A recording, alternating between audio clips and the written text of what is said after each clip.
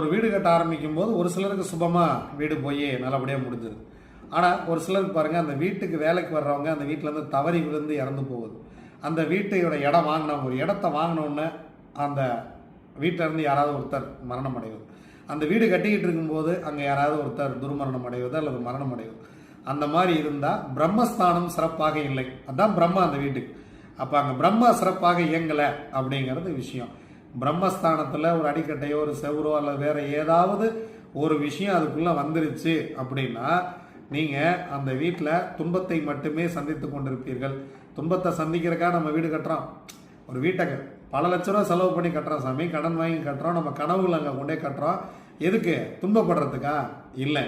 அப்போ ஒரு வீடை கட்டும் பொழுது அங்கே பிரம்மஸ்தானம் அளவு எங்கே வரணுமோ அந்த அளவில் ஏதேனும் சுவர் வருகிறதா அல்லது அங்கே ஏதாவது நிலவு வருகிறதா, வேற ஏதாவது ரூமோட நிலவு அங்கே வந்துருதா, இல்லை வேற ஏதாவது பில்லர் அந்த இடத்துக்கு வருதா அப்படிங்கிறத பார்த்து பிரம்மஸ்தானத்தை மிக சரியாக அமைத்தால் மட்டும்தான் நீங்கள் அந்த வீட்டில் வாழ்வாங்கு வாழப் போகிறீர்கள். அதை நம்ம சிறப்பாக செய்து கொடுத்துருவோம். கான்டாக்ட் பண்ணுங்க இந்த நம்பருக்கு.